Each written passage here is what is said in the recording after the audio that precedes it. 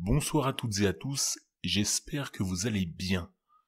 Avez-vous pris un tout petit instant pour regarder la jaquette de l'épisode?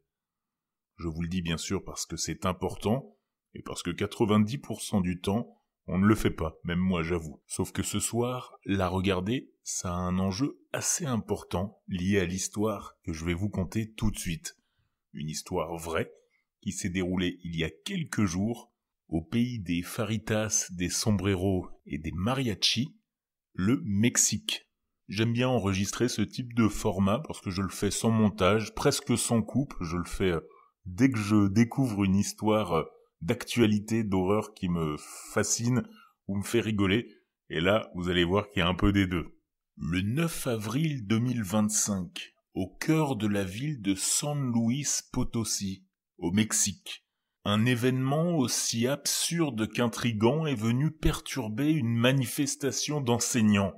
Alors que la foule scandait des slogans dans les rues, un manifestant filme un balcon du palais du gouverneur. Et là, à l'écran, une silhouette féminine, nue, figée. Elle apparaît un court instant sur le balcon d'un bâtiment supposément vide. Rien d'anodin jusque-là, si ce n'est que ce balcon, selon les autorités, donne sur une salle fermée, inaccessible au public. Et pourtant, l'image circule, la vidéo fait le tour du pays, et très vite, la question se pose, qui est cette femme nue? Interrogé, le gouverneur en personne, Ricardo Gallardo Cardona, ne recule pas. Il ne nie pas l'apparition. Au contraire, il affirme, sans détour, écoutez bien, qu'il s'agit d'un fantôme. Et pas n'importe lequel, celui, selon lui, de l'impératrice Carlota du Mexique, morte en 1927. Le lieu exact de l'apparition?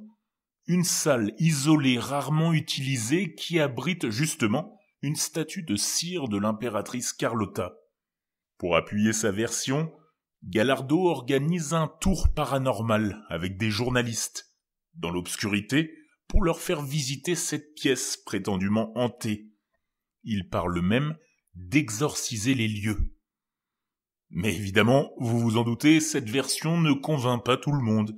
Le quotidien espagnol El País suggère une explication plus terre-à-terre. Selon leurs sources, la mystérieuse apparition ne serait ni un esprit, et encore moins une impératrice, mais plutôt une travailleuse du sexe, surnommée Muse Anonyme, qui aurait été aperçue là où elle n'aurait jamais dû se trouver. Le contexte se corse quand on se penche sur le passé du gouverneur. Surnommé El Pollo, Ricardo Gallardo a un parcours aussi rocambolesque que controversé. Ancien joueur de foot, accusé un temps de blanchiment d'argent et d'appartenance au crime organisé, passé par la case prison avant d'être élu. Il est aujourd'hui célèbre pour ses déclarations fracassantes et ses propositions de loi radicales.